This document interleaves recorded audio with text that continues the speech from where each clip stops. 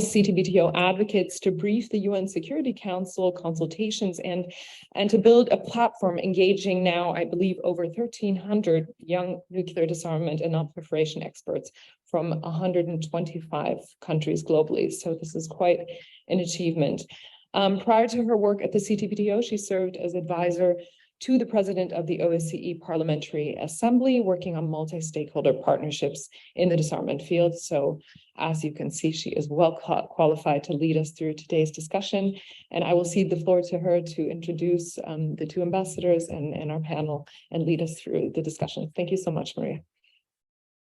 Thank you so much, Rebecca. Thank you to you for this very warm introduction. And also congratulations on the Vienna Conversation Series. It's a true highlight. I would say it's a true highlight on the international disarmament community's educational scene. And also, especially today's panel is a real embodiment of multi-stakeholder engagement and of its power, because we have with us senior diplomats, we have with us academia, private sector, civil society, and of course, Vienna-based organizations. Excellencies, ladies and gentlemen, dear colleagues, it's a real pleasure to be moderating today's event, commemorating the International Day for Disarmament and Non-Proliferation Awareness. And coordinating, as Rebecca mentioned, the CTBTO youth group, I can actually personally attest, and we also have a number of CTBTO youth group members sitting here with us in the room, the importance of raising such awareness. I have seen how this work makes a difference in lives of people in their professional careers and also in the lives of actually societies. At the CTBTO, which is an organization with a truly both science and technology-driven mandate, we attach great importance to disarmament education, providing numerous opportunities to the next generation to be able to learn more about the importance of the Comprehensive Nuclear Test Ban Treaty, but also about the larger topics of disarmament and non-proliferation.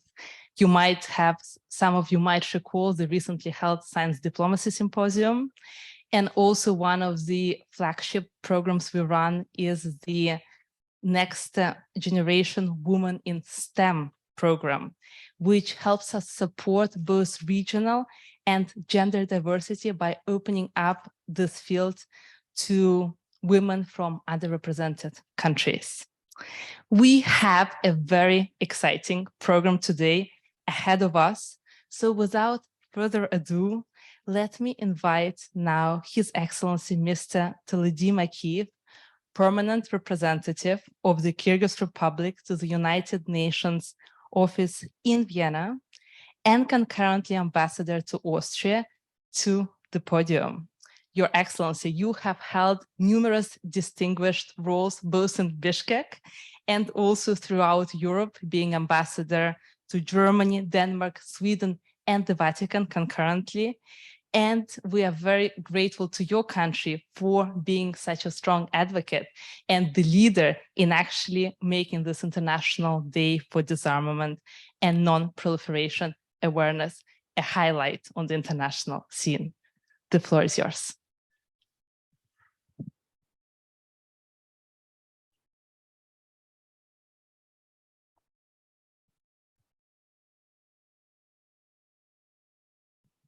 Thank you, Maria, for your warm words.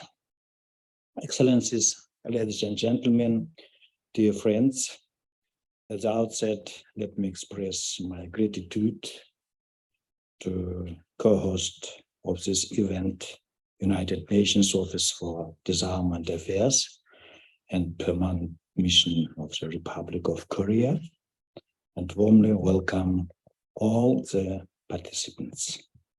Using this opportunity, I would like to congratulate everyone with the launching event of the International Day for Disarmament and Non-Proliferation Awareness, held yesterday on 1st of March in New York and co-hosted by the mission of the Kyrgyz Republic in New York, together with the UN Office for Disarmament Affairs.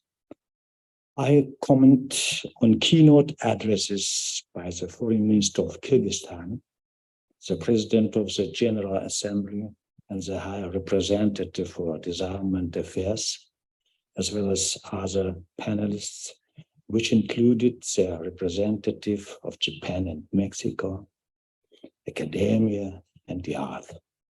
Ladies and gentlemen, since the founding of the United Nations, the goals of multilateral disarmament and non-proliferation have been central to the organization's efforts to maintain international peace and security.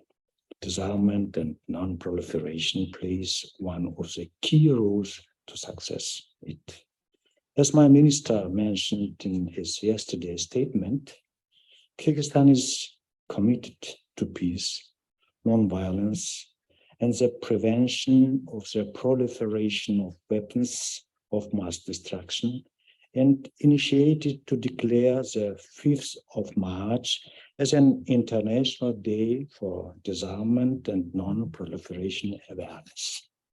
On 7th December 2022, the United Nations General Assembly unanimously supported this initiative of Kyrgyzstan and adopted as a resolution on its proclamation. We would like to thank to all member states for their support, especially those who co-sponsored this initiative. The international community takes special notice of the dangers posed by weapons of mass destruction and the need to raise awareness about them, especially among young people. This initiative is particularly important and relevant precisely at the present time when the world is going through one of the strongest crises of geopolitical confrontation. We believe that the International Day will contribute to strengthening of international peace and security and increase the prospect that future generations will live in a world without nuclear weapons. There's an acute need to educate the public and especially the younger generation and raise their awareness of the challenges to the existing architecture in the field of disarmament and non-proliferation, and the requirements for a more robust rules-based international order. Dear friends, it is also important to underline that the final document of the 2010 NPT Review Conference underscores the importance of disarmament and non-proliferation education as a useful and effective means to advance the goals of the treaty in support of achieving a world without nuclear weapons. Action 22 of the 2010 NPT Action Plan encourages all states to implement the recommendations contained in the report of the Secretary General of the United Nations A/57/124 regarding the United Nations Treaty on Disarmament and Non-Proliferation Education.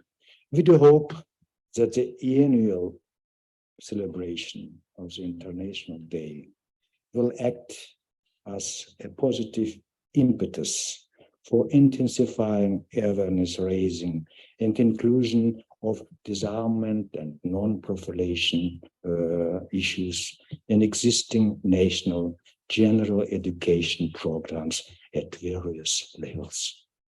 In this regard, through resolution A/IS/77/51, the General Assembly invites all member states, organizations of the United Nations system, civil society, academia, the media, and individuals to commemorate the International Day, including by all means of educational and public awareness-raising activities. The Office for Disarmament Affairs has also launched a social media campaign from 1st to 5th March, inviting member states, civil society, youth, and other stakeholders to raise awareness on this important day. The mission of Kyrgyzstan supports this social campaign and will join it and invite others to do so. The Kyrgyz Republic firmly believes that the International Day will provide an opportunity to regularly consider concrete and practical measures to implement the recommendations of the report of the Secretary General entitled UN Study on Disarmament and Non-Proliferation Education.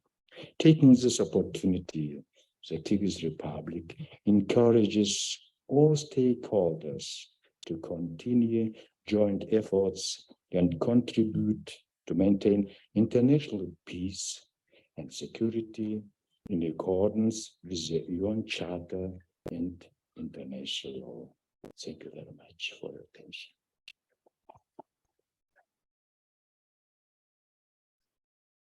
Your Excellency, thank you so very much. And thank you also for paying special attention to the importance of promoting these messages equally on social media. This is definitely important, and it's such a great way for us to spread the word even further.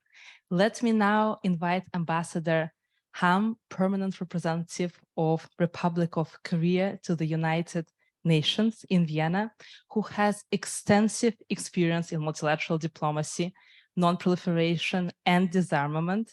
Your Excellency, through your impressive career, you have served in various positions, including twice in the Korean Permanent Mission to the United Nations in New York. You are known for being a very, very strong supporter of youth engagement and disarmament education. And on a personal note, I can add, we're now very lucky to actually have you not in New York, but in Vienna. Your Excellency, the floor is yours.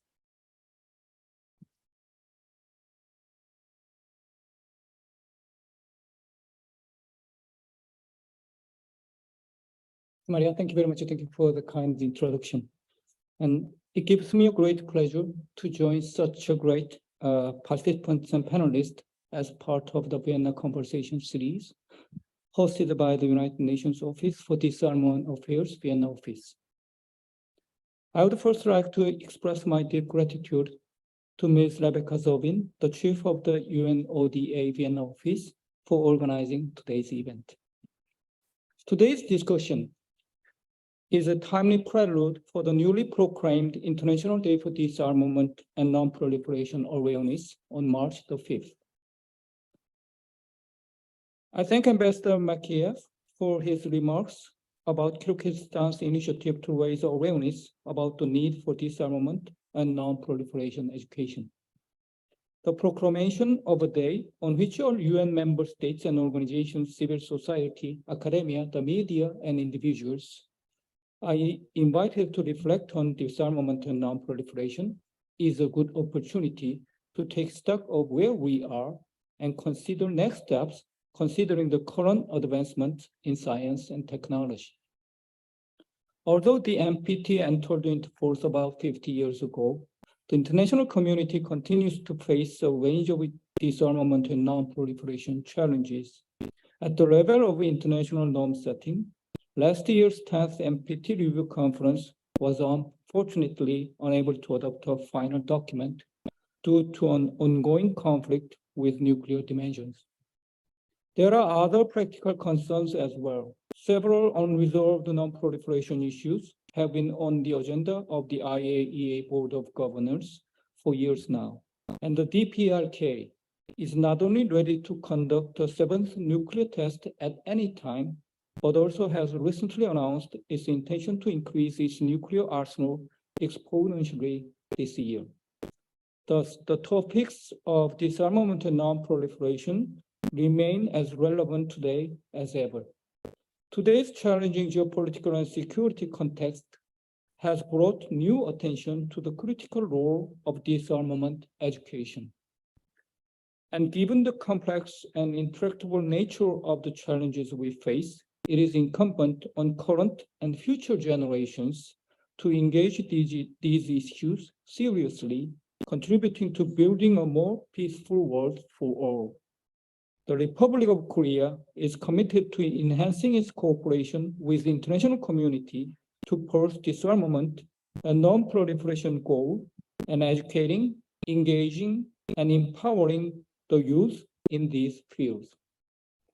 Korea submitted the resolution entitled Youth, Disarmament and Non-Proliferation to the United Nations General Assembly in 2019 and 2021. This biennial resolution stressed the importance of education and capacity building of young people in the field of disarmament and non-proliferation. Moreover, Korea has held several events in collaboration with the UNODA, such as the seminar 74 Years of Nuclear Disarmament and the Contribution of Youth Beyond 2020, and has been supporting UNODA's Youth for Disarmament initiative and Leaders for Tomorrow initiative. We also supported the UNODA with the creation of a dedicated website, youthfordisarmament.org, to inform youth on disarmament and non-proliferation issues. Just as we promote advancement in science and technology by investing in education and rewarding innovation, education can and must be leveraged to meet the challenges of disarmament and non-proliferation. In doing so, we should cast our net as wide as possible to attract the best and the brightest with a view to enriching and even transforming the debate on issues that have long plagued the international community. I wish you all a productive and engaging conversation and look forward to hearing insights and experiences from the keynote speaker and panelists on this important topic. Thank you for your attention. Your Excellency, thank you very much. And thank you for highlighting the relevance not only of disarmament topics today, but also of the importance of casting this net of awareness raising and engagement as far as we actually can. It is now a distinct pleasure for me to welcome our keynote speaker, joining us directly from Harvard's Belfer Center, Francesca Giovannini. Francesca is the executive director of the project on managing the atom at the Harvard Kennedy School's Belfer Center for Science and International Affairs, and an associate professor at the Fletcher School of Law and Diplomacy at Tufts University, where she teaches graduate courses on global nuclear policies and emerging technologies. Francesca is, and also has been a few years ago, a colleague of ours at the CTBTO, working there as strategy and policy officer in the executive office, bringing to us not just innovative ideas, but also a lot of great humor and great engagement for the team. Francesca, such a pleasure to have you here with us today. Over to you. Thank you so much, Maria. And the pleasure was mine to be able to work with you, who are incredibly talented and committed to this field. And really, it was a wonderful, wonderful experience. I also want to thank Rebecca and UNODA for convening us today. And a very, very warm thanks also to Ambassador Makeyev and Ambassador Ham for leading the charges in what I consider to be one of the most important action we can take today, which is really spearheading a global awareness campaign and a global education campaign on nuclear weapons and nuclear disarmament. Now, of course, as a scholar at Harvard University, I cannot, underscore more the role that I think academia needs to play in the global awareness campaign and the responsibility that universities all around the world have to really form a global generation of nuclear thinkers, nuclear practitioners, nuclear diplomats, and nuclear scholars. I do see 4 challenges ahead for all of us committed to awareness and education. The first is an obvious one that was cited by the 2 ambassadors, which is the enormous gap in society awareness. And I think what the tensions in Asia Pacific and the horrors of war in Europe have revealed is not only an enormous gap in risk awareness in societies, but is also our inability to manage the fear, the anxiety, the desperation that people might feel when confronted with the risk of a use of nuclear weapon. But I also see other challenges that really concern me greatly. Certainly, there is an enormous gap in how we educate young people in nuclear weapon states and non-nuclear weapon states. I see my syllabus at Fletcher and at Harvard, and I can tell you that we emphasize way more than nuclear disarmament, the role of nuclear weapons in nuclear deterrence. So we have a split generation of young scholars that fundamentally are taught to think differently about nuclear weapons. I think there is also an incredible gap in the type of things we read and the silos in the information that we access is actually growing. And this has partly been brought by technology. So my students read things that they tend to agree with, or scholars from United States institutions they respect. But I think very rarely they venture outside of the US or the Western world. And I think this is a real problem that we need to tackle.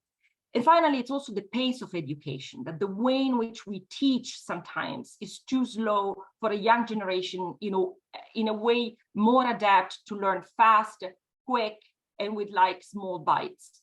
And forming awareness and forming a nuclear education requires time and efforts and sacrifice. And in a way, the pace of education is slightly different from the technology world we are living in.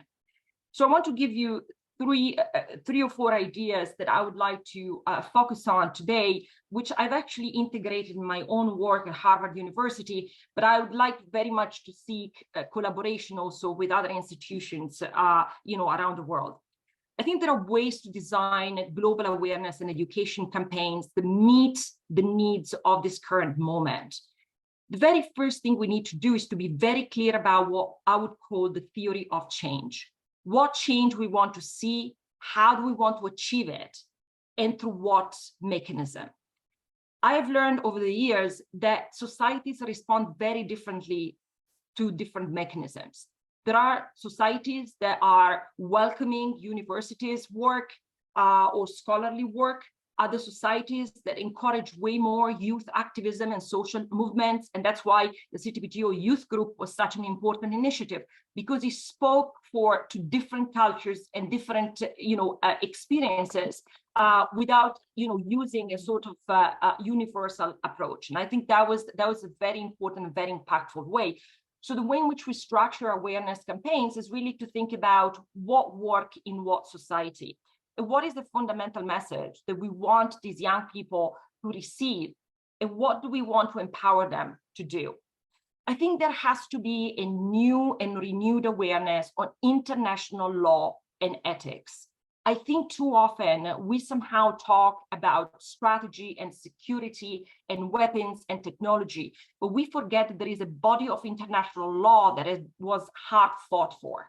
And international law is this bounding mechanism, as Ambassador Ham called it, the rule-based order. Now, this rule-based order is disputed, but international law is a treasure that we actually have to teach students and young scholars to fully appreciate. I would also put an emphasis on ethics. I think we don't talk enough about justice and what is right. And in a way, we have shied away, particularly in Western societies, because we think ethics is a little bit too subjective. But I think students crave a discussion about morality, about what is right. And I think we need to have the courage to embark in these discussions, even if they are uncomfortable. I think we have concepts like the global security or human security that have disappeared from part of our syllabus or education when it comes to nuclear weapons. And we need to refine that language and bring the sense of humanity back to the table. Let me mention two more, which I think are important. There has to be a very specific effort to diversify the things that we read and we write. And an attempt that I'm making here at Harvard University is trying to bring scholars and practitioners from non-nuclear weapon states to publish in Western academic journals and policy magazines. And I want to do that because the illusion we have here in the US or in the West is that everyone thinks like us. But it is important we bring these voices back and we lend them the credibility they deserve. And so we are convening at Hiroshima one of the largest meetings with many of the scholars from the Global South, trying to help foster a new scholarship on nuclear disarmament that we want to adopt in university syllabus. Finally, let me mention that we need a much stronger dialogue with practitioners. We cannot educate people unless we have diplomats like Ambassador Makeyev or Ambassador Ham in our classrooms, teaching the students and the scholars the difficulty of negotiating agreements, in thinking about, proposals, in trying to bring nuclear weapon states and non-nuclear weapon states on the same common ground. We need practitioners in our universities and in our awareness campaigns. This cannot be just an ivory tower effort. And finally, this is true also for Harvard University. I've urged my institution to put way more funding for young scholars and young practitioners from non-nuclear weapon states to come to the United States and to come to Europe. We need those voices at the table. And if we don't have the funding to support them, it will become very difficult to break the silence.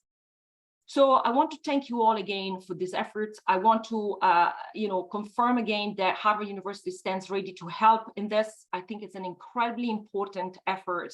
And I'm so pleased to have had the chance to speak to you and to support this incredible initiative. Thank you again. Thank you so much, Francesca. Thank you, grazie mille. It was truly inspiring. It's even hard to even provide a couple of summaries of your ideas, and we are very happy you will be staying on with us for the Q&A part of the discussion.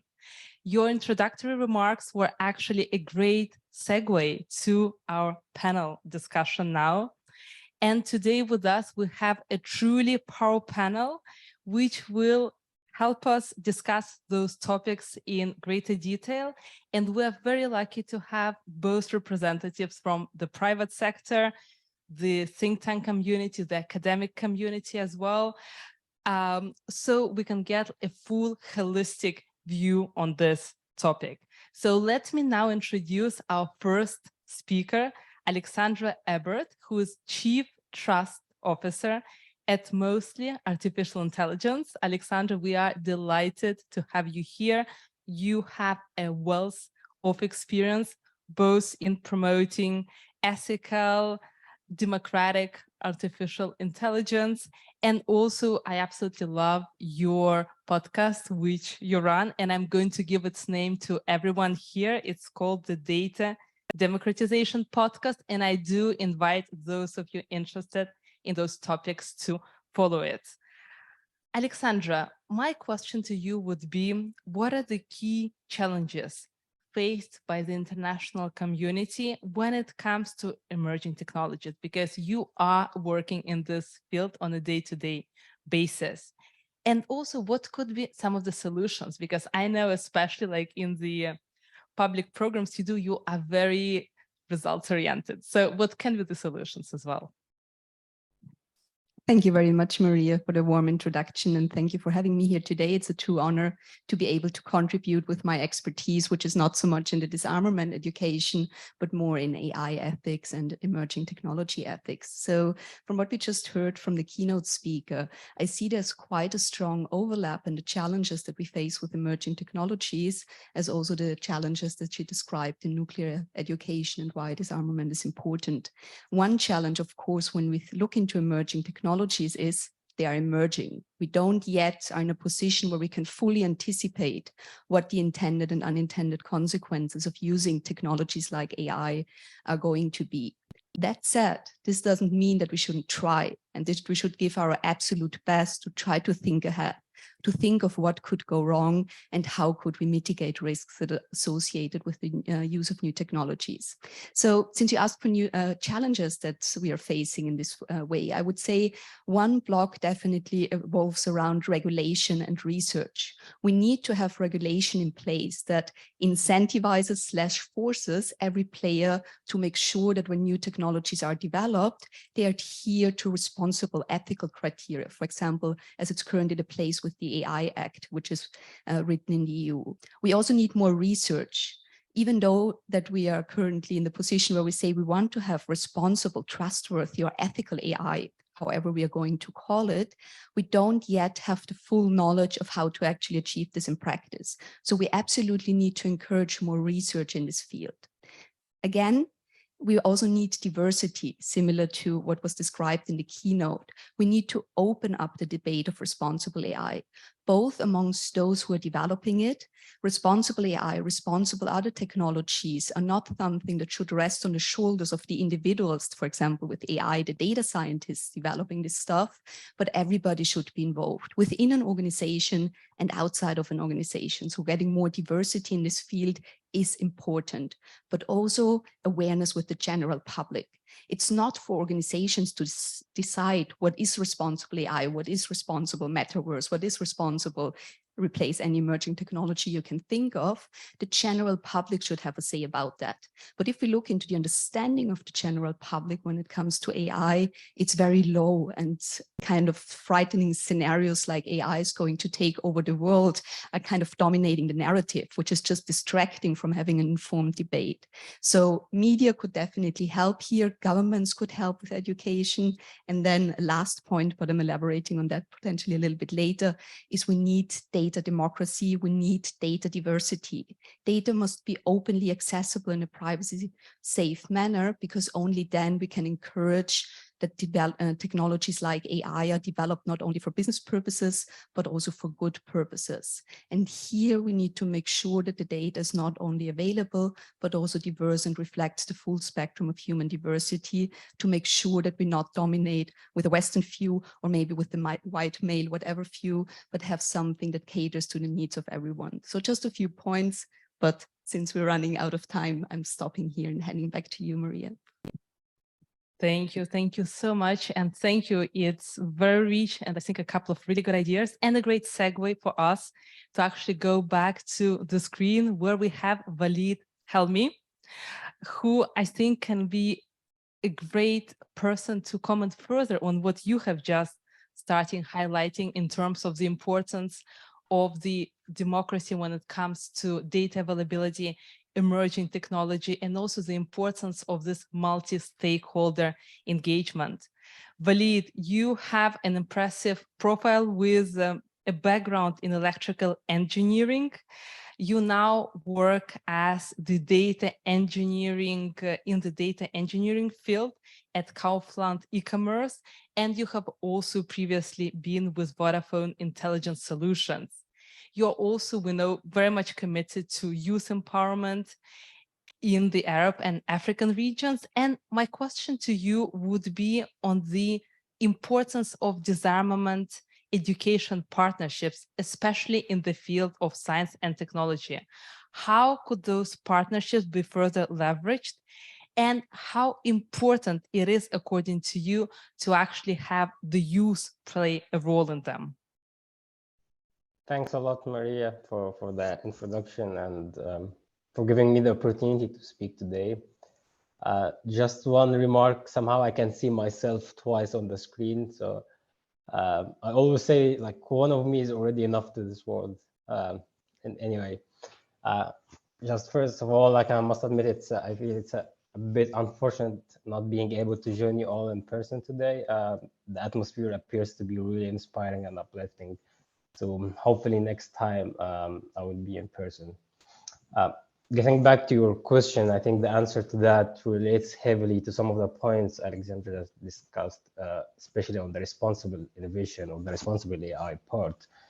So disarmament education partnerships obviously play a critical role in promoting a culture of peace and security by educating individuals, specifically youth, about the dangers of weapons of mass destructions, challenges of emerging technology and their consequences on society. One of the fields that addresses this issue is responsible innovation, which basically involves considering the potential consequences of new technologies and taking the steps necessary to mitigate any negative impacts. And this is particularly important given that in today's rapid pace of technological advancement, the potential for unintended consequences may arise, especially on individual level, societal level, and environmental level. So rather than creating or enhancing a brand new technology and only then assessing its potential societal and environmental effects, we should consider the impact it would have in the early staging of developing technology. So just asking the question, what kind of impact could this technology have on societal and the society fabric or the environmental aspect, and what kind of ethical dilemmas that we should also consider? Asking that question in the early stages of developing a technology, I think it should always be encouraged and to some degree enforced in international law, as it was mentioned before. So in order to further leverage this armament education in the field of science and technology, there are several approaches we can take. One is to establish partnerships between private sector companies, disarmament/civil society organizations and government entities, with the focus on engaging young people and having them at the heart of this collaboration. However, it's also crucial that we equip young people, and I think this also point was mentioned heavily by Francisca and Alexandria, to equip young people with the necessary knowledge and skills of responsible innovation and disarmament, so that they can effectively contribute to these policy-making efforts. And I will just end with an experience, sharing an experience to show how hungry young people are regarding initiating these discussions about responsible innovation. So during my time at my previous company, Vodafone, I had the opportunity to establish partnerships with UNODA to educate our employees on about responsible innovation. And one of the interesting insights we gained from this initiative is that despite not specifically targeting youth, 80% of the attendees were young people. And the discussions after that workshop or that partnership kept ongoing even to some degree till now. And I'm not even part of the company anymore. So this highlights the clear need to continue raising awareness and educating young people about responsible innovation, as I see they are obviously significant and underutilized driving force. And with that, I'll end my keynote. Thank you. Walid, thank you so much. And thank you for highlighting that youth can at times be an underutilized force indeed. And I think what you are doing, and thanks for this great example, is of extreme importance. Kan-hee, this actually leads me to the question I had for you, because you have this extremely interesting mixture of your profile of having this intersection of international relations and also nuclear technology. You have a background and education in nuclear engineering, and now you work at the Korea Atomic Energy Research Institute with expertise in national nuclear technology development and also international relations. So my question to you would be, based also on what Walid has just emphasized, how important are multi-stakeholder engagements in this field? And also, how can we leverage the industry to contribute more to inclusive and responsible approaches when addressing the impact of technological advancement on disarmament and non-proliferation? Thank you for that warm introduction. I'm glad to be here and to share my ideas with you. Since I will have a time limit, I will back to the question. So in general, The multi-stakeholder engagement brings a diverse perspective and experiences. It helps better understanding the potential impacts of advances in science and technology, and also making the measures to address them. And we have already experienced some policies and practice to engage various actors in this technology development. Let's take an example of advanced nuclear reactors. The advanced reactors usually take advantage of unconventional operating conditions such as fast neutrons and higher enriched uraniums. This can provide opportunities and also challenges in disarmament and non-preparations. To address these challenges, the regulators and international society have actively engaged in establishing new standards and measures to enhance physical protections and to minimize the use and production of weapon-usable materials. Without this engagement, advanced reactor technology can pose a threat in disarmament and non-preparations. Like in this example, stakeholders have their own roles in making and implementing policies and practice to making their engagement more important. So I'd like to also share my ideas about how industry can contribute. I think industry can contribute to reducing the actual negative impacts that can be caused by the new technology in many ways, but I'd like to suggest 3 possible ways. The first one is about considering those impacts at the very early stage of designing and development. Industry can assess the kind of inherent risk that can be caused by the new technology in advance, and if possible, they can exclude the possibility by improving the front and back-end cycle systems or using advanced materials. Considering these impacts at the early stage can reduce some unnecessary risk or some costs. And second one is about the second one is developing alternative or supporting technology. Developing advanced sensors or digital technology can significantly reduce the proliferation risks. And also verifications and monitoring procedures and equipment will be used to prevent and detect the misuse of sensitive technology. And third one is about the industry can play their parts by adhering the export control guidelines.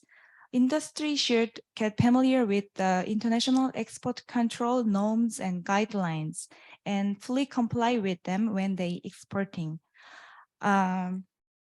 Depending on the guidelines, it may including receiving some information or some assurance from the end users of exported items. In these ways, our industry can play a critical role in addressing the impacts caused by the new technology and also promoting global security. Thank you. Thank you. Thank you very much, Kanhee. And building on some of the excellent examples from your direct experience, and I'm actually happy you have introduced also some highly technical examples, because we are in this building where we have organizations with very much technical mandates. So that's kind of also leaves the audience, because I've seen there are more than 80 people watching us online, that would give them a field of the discussions that happen in this building. So thank you for this. Building actually on what you have suggested, I would like to ask Kim Oberfall, who is joining us from BASIC. She's a policy fellow at BASIC, working within the Inclusive International Security Program, and also leading a very famous 2023 policy cycle of the Emerging Voices Network. How she would consider the best practices from her experience of engagement with the next generation, of engagement with youth, and also of working on the diversification of this field, what could be the additional tools we can actually use to address this concern of increasing awareness in nuclear disarmament and non-proliferation? Well, first of all, thank you so much. And thank you so much for having me here today. It's a real honor to be able to contribute to, this discussion. And it's always difficult to be, the last one on the panel because so many great things have already been said on this topic. So I think before I get to these best practices and tools, I'd like to just quickly perhaps take a step back and just, highlight why I think science and technology can really offer an opportunity to diversify the field of, disarmament. Because I think this is something that Alexandra first said about science and technology still being a growing and developing field.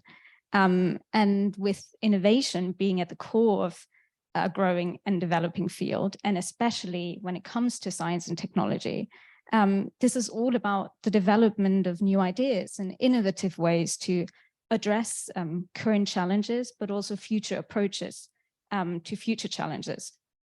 And with that, that offers a great opportunity for the multilateral disarmament community to encourage and leverage the interest, especially of early career voices, of underrepresented voices, of voices that don't feel like they're being represented in current discussions, to get new ideas, to develop new approaches, and to include these in ongoing discussions and future developments.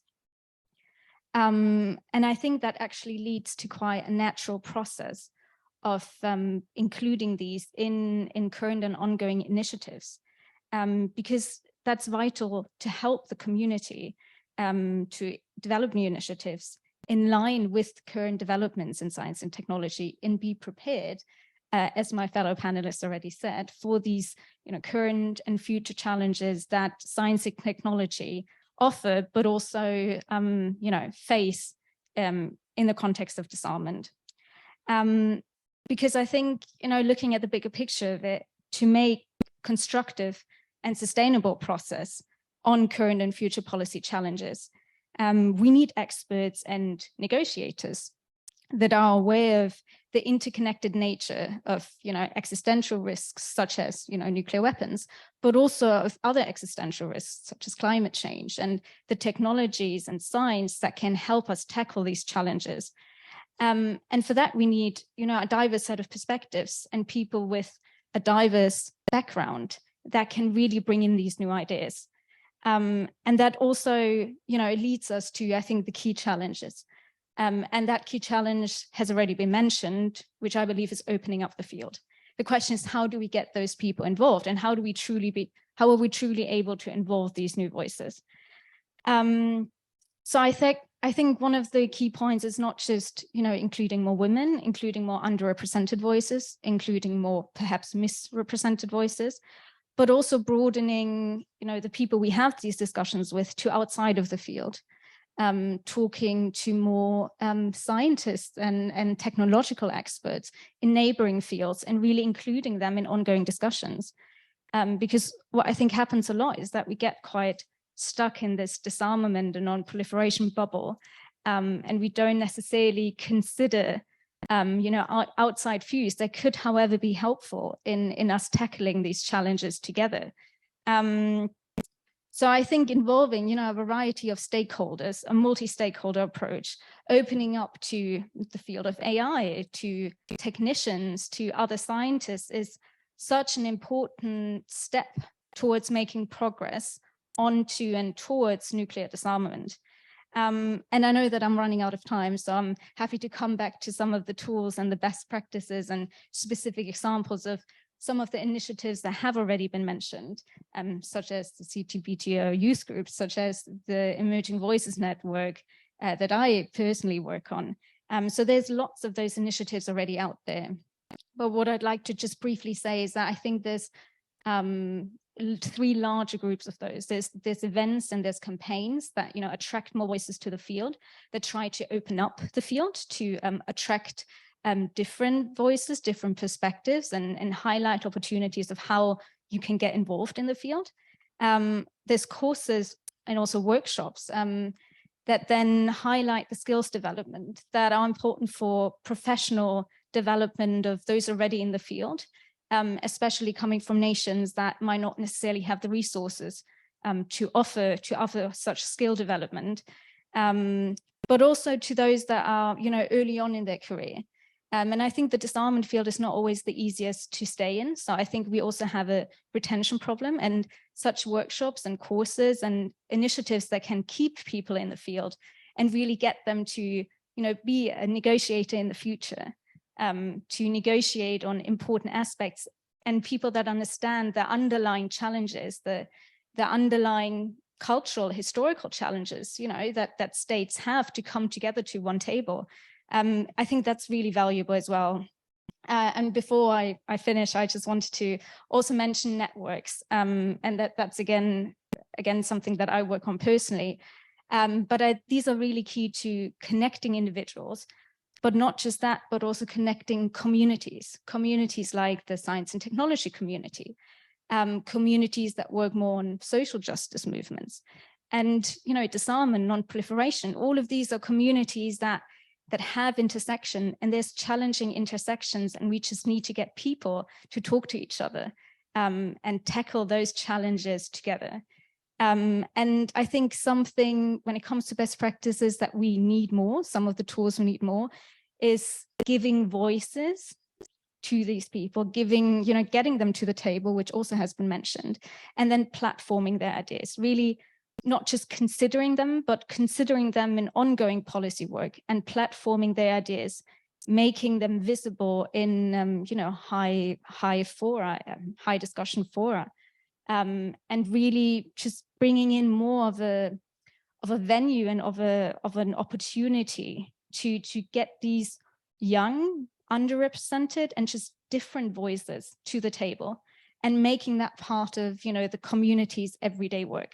And I think that should be, a goal that we should work towards, that it is just a natural thing that we should include all of those voices going forward. And I think I'm going to stop there for now, but I'm happy to, go into more detail later. Thank you. Thank you so much, Kim. This is truly inspiring, and we would have loved to let you go on, but I think we would be getting quite a lot of questions, both from our in-person and online audiences. So paraphrasing what Izumi Nakamitsu actually said yesterday, it's absolutely important for us to reach out beyond our traditional audiences or stakeholders to get results, which would also be beyond our traditional expectations. Let me now open the floor to our two audiences to see whether we have any questions from them. If you have questions, please raise your hand. I can only see the audience that is in front of me, so I would appreciate if Rebecca would also let me know should there be any online questions. And when you ask your question, please present yourself and also make the question. So do we have any questions from the in-person audience? While I think some of our colleagues, actually Nuno, please. Thank you very much. To break the ice. Thank you very much, Rebecca, for inviting us. Unfortunately, the Chief of Cabinet had to leave earlier, but we were both very interested in paying a lot of attention to the discussions. And thank you very much to all panelists. I mean, this was truly interesting. I have two questions. One is a bit of a provocative question to every panelist, which is, and this is a very personal view, not necessarily an institutional view, if I may, which is, in a way, I still fail to understand where is the activism in disarmament, in the sense that we see, for instance, climate change having a lot of platforms of activism, and with the rhetoric of the potential use of nuclear weapons increasing. It is, it is clear that a lot is happening, but somehow where are, in a way, the crowds, if I may, I mean, it's a bit of a provocative question, but I think it's an interesting, it's an interesting aspect that deserves some reflection, and I would be very curious to hear from the panelists both here and online. Second question is more related to AI. It was very, very interesting, and every time that there is a discussion about AI and the ethical use of AI, it seems obviously that there are a lot of reservations. So it was very interesting, your presentation on giving a new perspective and saying we should not demonize. And I think youth particularly has a great role to play there. But I would be interested also in getting your ideas on how that regulation could be done. Just for your information, perhaps you know this, last year the UN approved, the UNCB approved the principles, guiding principles on use of AI in the United Nations system. And of course, one of the discussions is how to expand, to enforce, to make people aware, to bring these principles to be not only applied within the walls of the UN system, but also outside. So it's a challenge, and I would be very much looking forward to your thoughts on that as well. Thank you very much. Thank you, Nuno. And excellent 2 questions. I think we can have another 1-hour-long discussion on those. On your first question, I would actually want to go back to the screen and invite Francesca to say a few words as to how she sees activism in disarmament. And then I would definitely also ask Hun-Ki and Kim to contribute their perspectives. So I think this is an extraordinarily important question, and I would like to just raise 2 points on this. I think you have very little activism on nuclear disarmament. You have ICANN, but in terms of what you see around the world, there is, in my view, the risks and the scale of challenges are not comparable to the level of activism that we would need. But here are 2 issues for me that would help, in my view, building the activism we need. I don't think we have a serious theory of change when it comes to nuclear disarmament. And I don't think we have an enough body of arguments that would somehow sway the discussion, particularly nuclear weapon states, towards a world free of nuclear weapons. I give you an example. When we teach nuclear weapons to our kids, there is an enormous body of literature when it comes to nuclear deterrence, escalation risks, nuclear doctrines, nuclear postures, nuclear forces. And there is a very tiny literature on the theory of disarmament. And that matters, right? Because when you teach an established argument, you almost sell it as this is the status quo. This is where you will have forever. And so we need more ideas at the table on how would the world free of nuclear weapons look like? Now, I have to mention that in the United States, some of the foundations have put serious money on really designing that vision. And so Nuclear Threat Initiative, together with N Square, has an initiative called Horizon 2045, which really tries to depict how the world would look like without nuclear weapons. I think unless we have a very clear vision that we can sell, it's going to be very, very difficult. But then I think, let me mention also the other issue that we have. I think we, in a way, we also need, in terms of activism, we need to strengthen the bargaining power of non-nuclear weapon states at the table. One of the initiatives that I would like to launch with the Carnegie Corporation is, for example, looking at what we call issue linkage. Would it be possible for non-nuclear weapon states to integrate nuclear disarmament goals in their trade agreements with Western countries or with the United States? How do we make sure that these nuclear disarmament goals are mainstream in other discussions that occur at the trade level, at the human rights level. And so you can actually create a real momentum among the diplomatic community that, in my view, is also missing, quite frankly. And so working on the university level and working on the policy diplomacy level, in my view, is actually really an important strategy to build up the momentum that I think we are missing.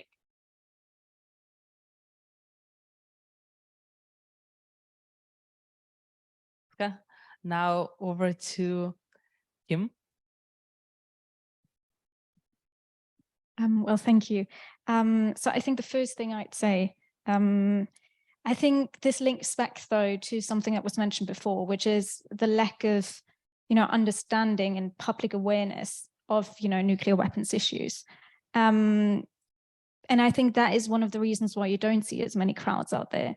Because although, especially at the moment, nuclear weapons are much more in the news than they were perhaps 10 or 20 years ago, there is still a lack of understanding of, what those implications are for disarmament, for deterrence, for non-proliferation.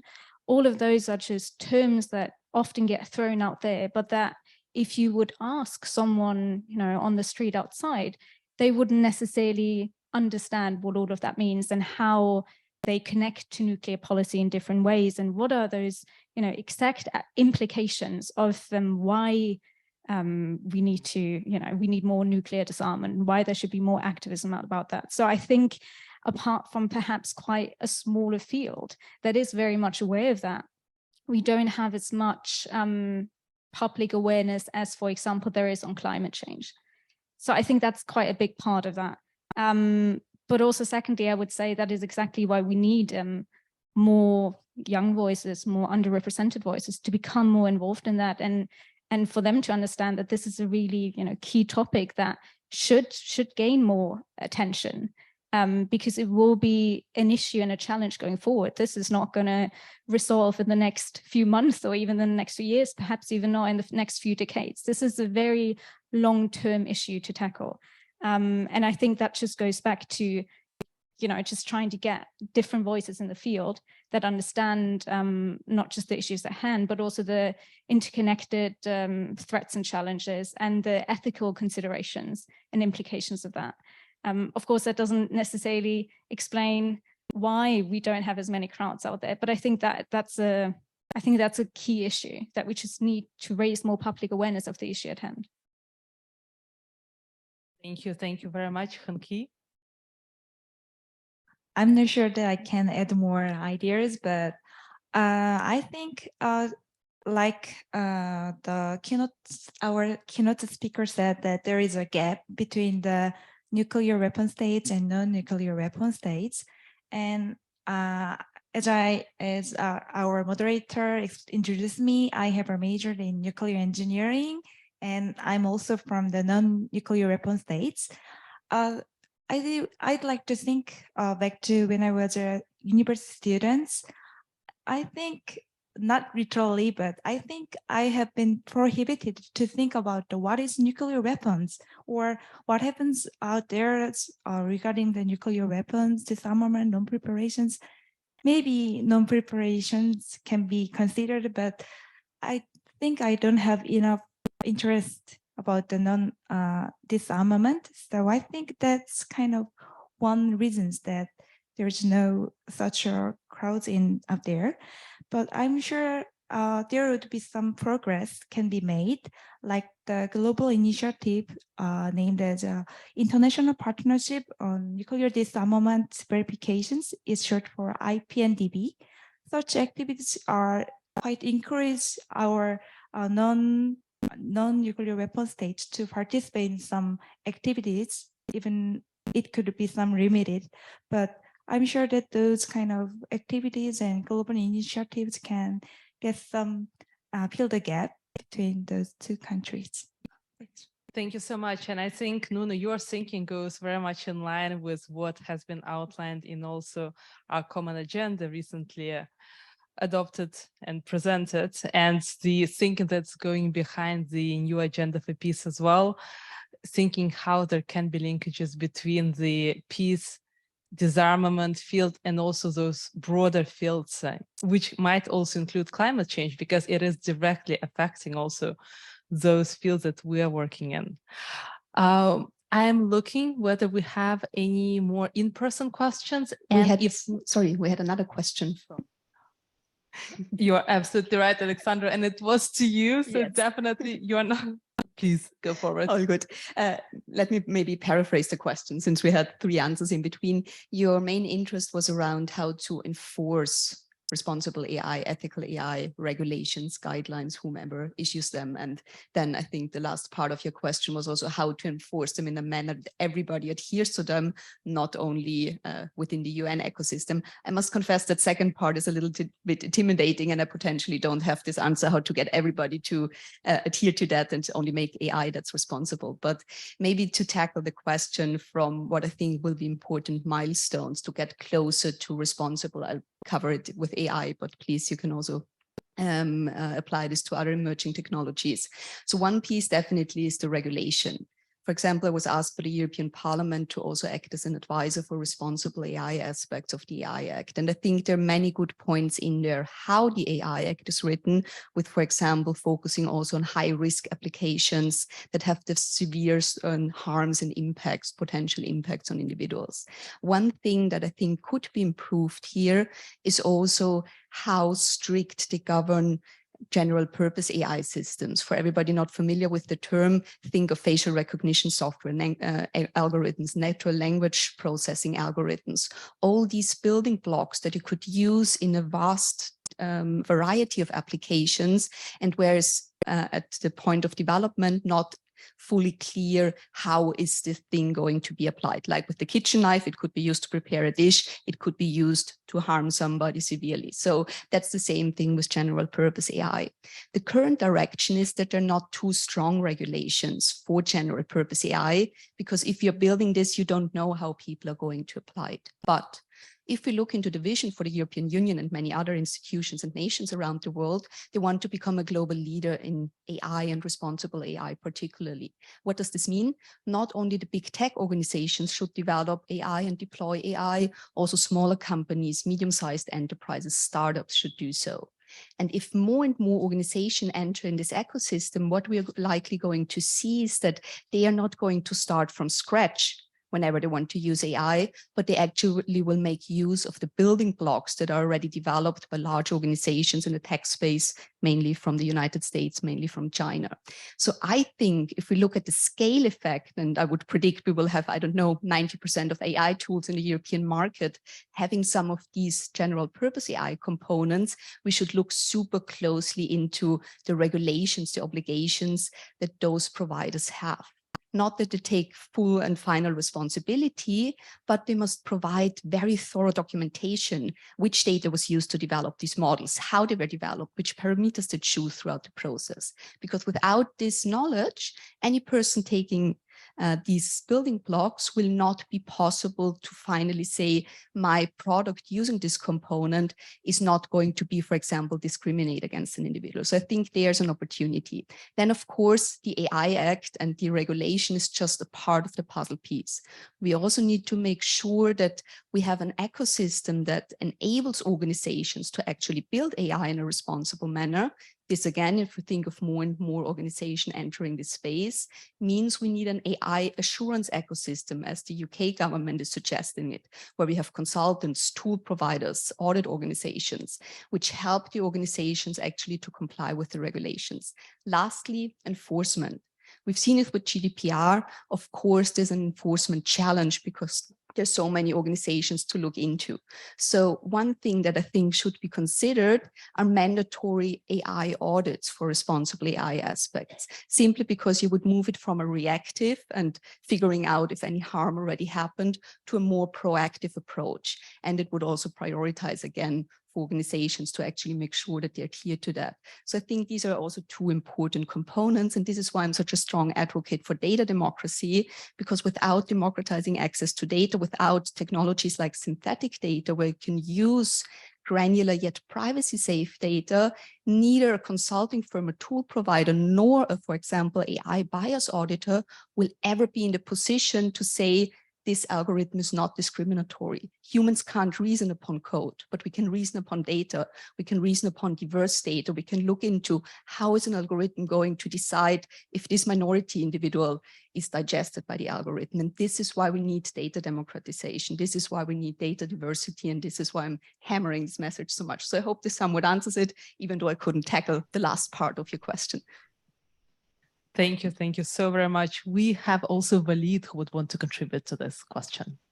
So just a couple small points to add to Alexandra's amazing answer, which I think also there are 2 points that need to be tackled by international law or any measures that need to be in place to make AI more responsible or to increase the awareness of responsible innovation, which to add a more of an engineering perspective on this, that it's usually the problem is that's called the black box problem, where basically that we don't, with certain AI models, we don't necessarily know how or why they came to certain results.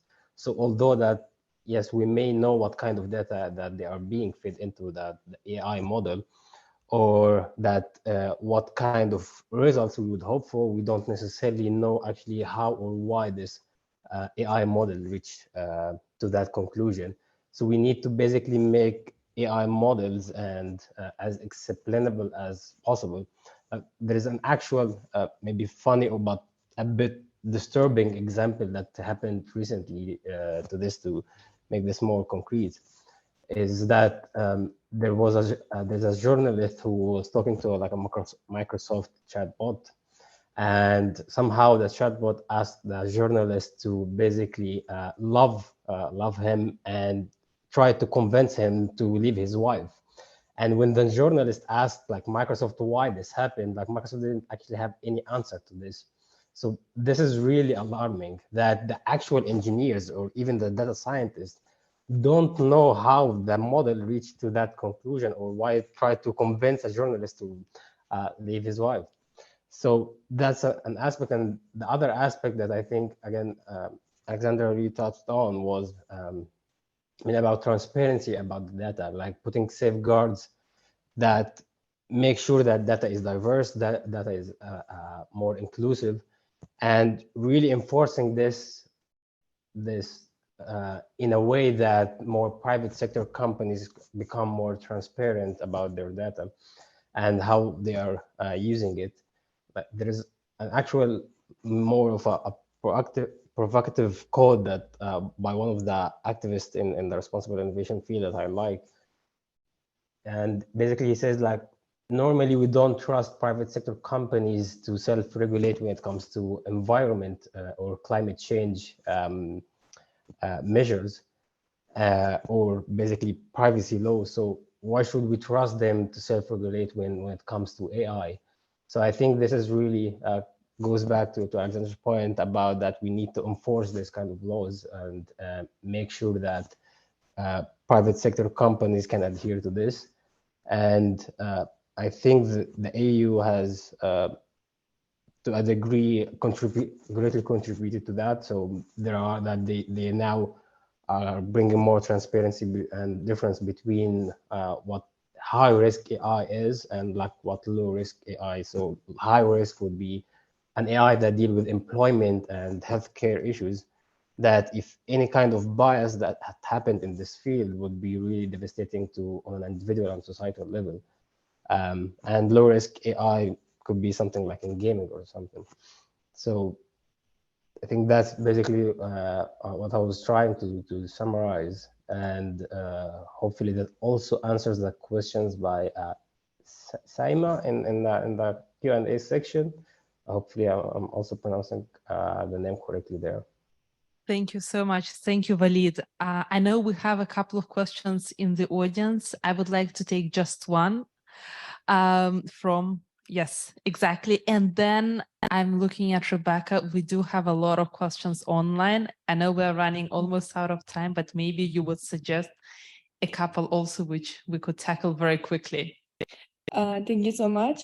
I'm Kashif Sohail, and I'm born and raised in Pakistan, which is a nuclear weapon country, not recognized, but a nuclear weapon country, and my question is directed towards Francesca particularly, because she's from academia. So basically it's like a comment and a question. It's like, because I've had my education in Pakistan, I was there, I did my bachelor's in international relations, so we were taught.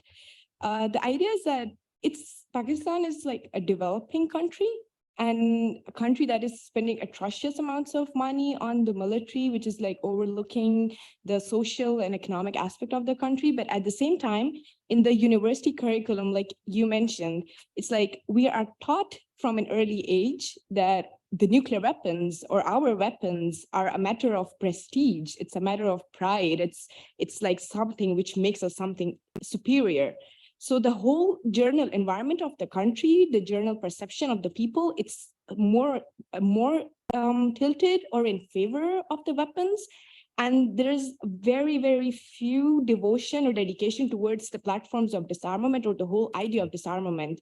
I mean, being there for almost like 20 years of my life, there are very few people who are actually aware of the concept of disarmament or what disarmament is, because that's not even a question. That's not even something in the equation, you know?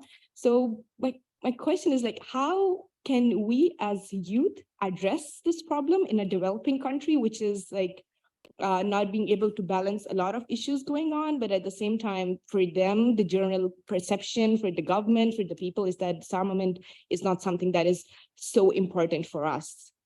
Thank you so much. Thank you very much, Rebecca. Great, thank you. We've had lots of questions online, so I'll try to kind of cluster a little bit, and maybe our panelists can also think about these issues as they prepare their closing remarks. We've had a lot on AI, and I think we've heard already quite a bit in the room, but just maybe to elaborate a little bit, we had a couple of questions, probably predominantly for Alexandra and Walid, but surely anybody else who wants to tackle them. One has to do with any concrete examples of AI applications that are actually addressing non-proliferation and disarmament challenges in a positive way. I'm thinking perhaps of verification examples or otherwise. If you can reflect on any, if you know of any from your experience.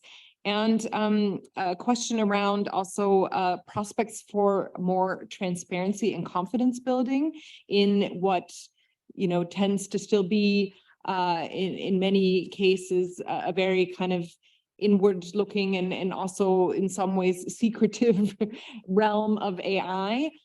So anything that our panelists can share in terms of opportunities for greater confidence building and transparency in that area. And then perhaps one more general one that gets more, again, back towards tools for education and inclusion. So if you could tell us what you think are some of the gaps and recommendations that you would have to fill those gaps when it comes to tools and platforms and opportunities for involvement of different multidisciplinary voices in disarmament. We heard a lot about different networks. We heard about CTBTO Youth, ODA's own Youth for Disarmament network. There's, of course, you know, mentorship programs. We on the ODA side have put a lot in developing e-learning tools, but what do you see, panelists, as the gaps and perhaps your recommendations on trying to overcome those? Thank you. Thank you, Rebecca. I would like to start with Francesca because I think she had one very specific question.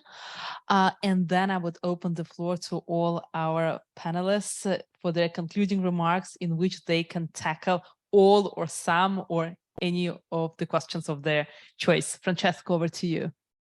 Thank you so much for the question. And this, in a way, also emphasizes also what I have seen myself here in the United States and in other nuclear weapon states. Look, talking about nuclear disarmament in a nuclear weapon state is not easy.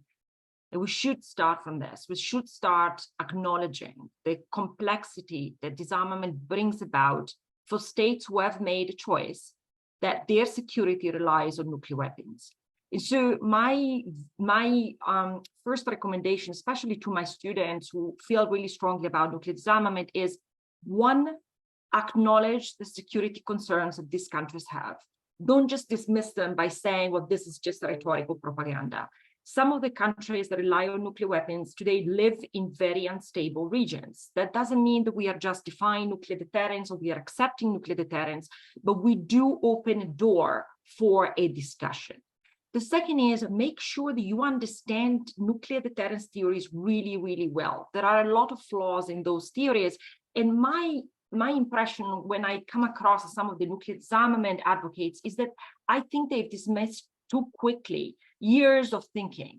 The best way to counter-argue against nuclear deterrence is to know nuclear deterrence very, very well. So prepare nuclear disarmament advocates is our top priority. And it doesn't mean only reading about nuclear disarmament, it's reading about things that make you really uncomfortable.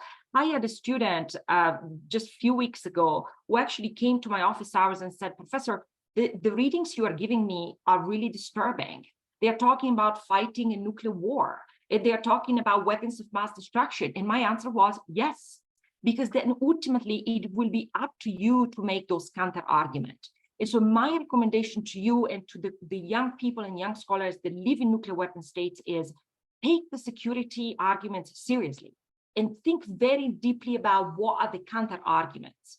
What are the counter arguments that could actually convince Pakistan that perhaps over-relying on nuclear weapons today goes at the detriment of their own national security, of their own political stability, of their own social stability?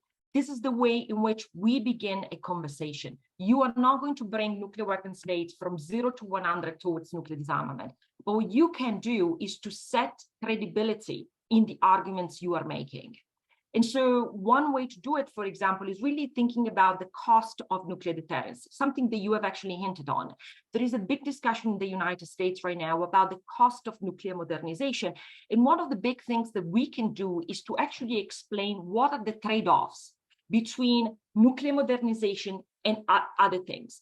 We are selling the illusion that we can continue to build these nuclear arsenals and we can also invest in other things. But the resources are finite, right? We have a limited amount of resources. So we need to push towards thinking about the trade-offs. If you invest in this, what is it you need to cut? So making those rational arguments is the best way, at least that I've experienced, in trying somehow to bring closer the discussion towards where we want to go. On the tools for education, this is a super interesting question. And one of the things we've tried to tackle today, Rebecca, I'm a big believer that many other disciplines, and I think some of your panelists have hinted on this, the climate change scholars have done a magnificent work on thinking about system complexity in a way that, for example, we don't necessarily think very much about in the nuclear sphere. And so what we have done in the nuclear education here at Harvard is from time to time, we convene a working group with many different disciplines. We have anthropologists, sociologists, system thinkers, psychologists, and we basically ask them to read a chapter or an article on nuclear deterrence. And we ask them, what do you understand out of this, right? And what are the policy or the strategies that your field would give us to counter-argue those arguments? And I have to tell you, what we get is surprising, because we are now learning so many different methodologies and approaches that come from even the psychology sector or the neuroscience sector that we have never thought about. Like, for example, the impact of fear in decision-making. Things that are extraordinary and our field would greatly benefit on. And in my view, the more we do this, the more we have tools to counter-argue, in my view, the dominant position. Excellent, Francesca. I am now passing it all to the panel speakers, and I would like to ask everyone to keep their responses short, preferably 1 minute, for us not to go too much over time. Kim, I would like to start with you. 1 minute, okay, I'll try. So first of all, I'd like to just agree on, I think, the deterrence aspect. As someone who has also worked on deterrence, I also deterrence proponents believe in a world without nuclear weapons, but they might not have the same approach to it, and they might not, perhaps envision the same timeline to get there. But I do think that what connects everyone is that at least most people do see the benefit of having a world without nuclear weapons. And so I do agree that I think a lot of the time we kind of dismiss the deterrence perspective too quickly. And there has been a lot of thinking to it, and there's a lot of practical kind of implications and considerations behind it. And I think that's, you know, it's a great idea to really get to know that and then use that to look more towards nuclear disarmament. But then specifically on the tools, I did want to say that I think equitable geographic representation is really important.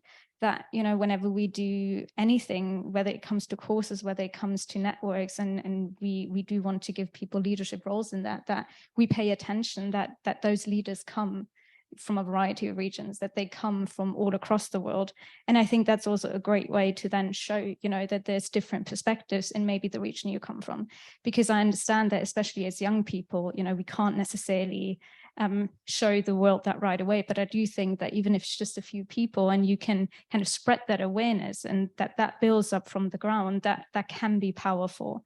And then I would also mention accessibility, making sure that whatever tools we use to get more diverse views into the room are accessible to, you know, a range of people and a range of different regions, and that it's not necessarily just, you know, focused on the West or accessible to the West, because I think that's also an important consideration to just keep in mind. And then maybe the gap, it may be potentially, it's just, you know, championing these voices. I know I said it before, but I think just really giving them a platform and truly considering them, not just, you know, listening, but kind of dismissing it as, oh, well, that's just another perspective we had to include in our discussion, but truly taking it forward and thinking about the practical considerations of how we can include those voices in policymaking, not just at a side event, but at the main event.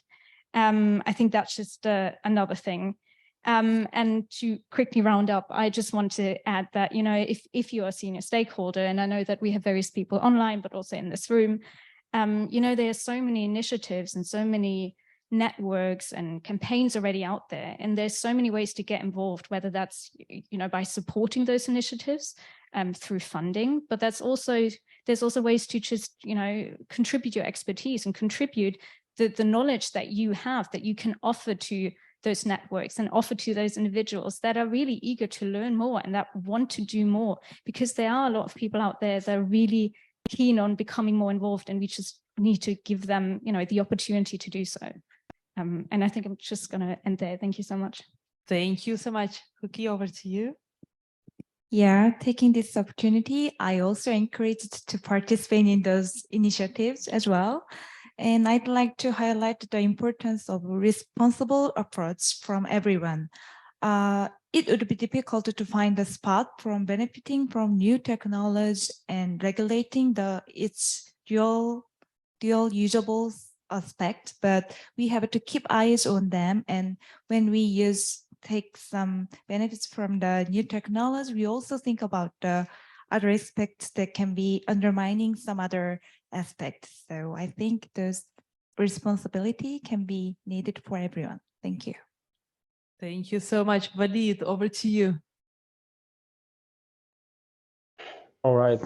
Honestly, I feel I'm going to be a bit repetitive here, but I will answer it with something also along the lines of what other panelists have mentioned.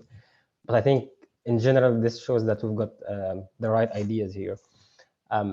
So again, it's about bringing the right people together in terms of policymakers, scientists, and engineers, and having this diverse cultures and backgrounds to create the necessary policies to make sure that we are actually being responsible. And one of the things that I hope to see more, that policymakers can create policies and regulations that basically incentivize scientists and engineers to consider the broader social and ethical implications of their work. And one more thing that I also see that's really important, and this is speaking from experience, I think it's the accessibility aspect that Kim also has touched on, which is basically that simplifying the barriers of entry to the discussions of policy making and responsible innovation. Like I remember in the early days of me trying to get involved on understanding like policy disarmament, and I would get into this training or workshops, I would be basically the only engineer in a room of, let's say, political scientists, international lawyers, and so on. And I would literally get the question like, why are you here? And so it was a bit interesting to see that. And again, it's about raising awareness and being more inclusive and accessible. And yeah, that's it from my side. Hopefully that's under 1 minute. Thank you so much, Walid. And I can actually relate to this. We've been having something similar with the CTBT use group, really making sure that we have both the technical profiles and the policy profiles, sharing best experiences and getting each other like the best practices from their respective fields. Alexandra, last but definitely our most exciting, most exciting topic-wise question. I wouldn't say that it was the most exciting topic. It was really interesting for me to be here in this conversation because this is not usually something I'm covering a lot. But given my background, I'm of course taking the 2 AI question that Rebecca shared. First question, positive examples, how AI helped with disarmament. I must confess, I'm not aware of any specific examples, unless that AI, of course, contributes towards bringing a diverse group of people together. For example, also with technologies like natural language processing, using the internet via the voice translatory services, which definitely is on the brink of helping us to have a more global debate, regardless which language you speak, regardless whether you're in a position to be able to write or can only use your voice to operate it. So that's a small positive contribution. Specific examples I unfortunately can't give. The second question was related to transparency and how to get over the stomach ache that everybody has when AI is suddenly mentioned. And I think there are 2 parts to this answer. One is, of course, what can organizations deploying AI do? And here being upfront, being transparent, having a good understandable explanation how AI is used in this organization, what decisions are made on the basis of which criteria, not that the technician, the data scientists can digest it, but that the general public can digest this. Definitely a recommended practice. Also offering mechanisms for the affected individuals to intervene, to enable them to raise their hand and say, I'm not confident, I'm not feeling comfortable with this type of decision. Can I please talk to a human? Can you please give me more information? What happened? Definitely something you should consider. And then I would say the second part here is less about what organizations can do, but what in general governments and media should definitely do, and this in a much faster speed than it was done currently, which is counteracting the hype and really investing in education, telling people what is AI today, what is not AI today. We are far more away from what many people perceive AI currently can deliver.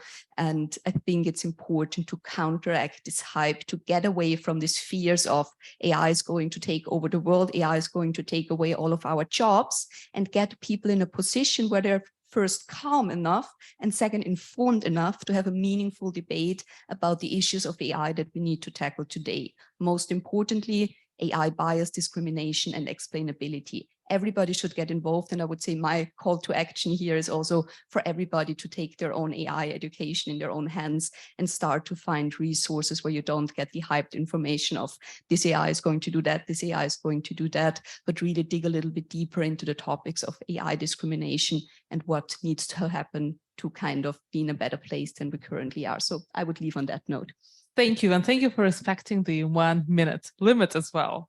With this, we are concluding today's event. Distinguished guests, please join me in thanking, first of all, Rebecca Jobin for convening this discussion, and our distinguished panelists, Francesca, Alexandra, Walid, Kim, and Konhee, for their amazing contributions and great ideas, which we definitely would be taking a lot from this discussion, all of us who have been here and online. I would also want to say a big thank you to the online audience and to those of you who are here with us today. Thank you for such a great level of engagement. And finally, thank you to some of the colleagues who have not been on this podium, but who have definitely done a lot behind the scenes. Annalisa Milietti, thank you so much. Thank you.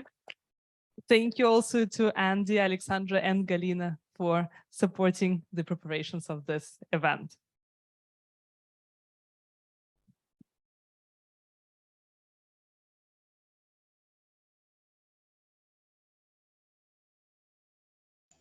Thanks, everyone. Bye-bye.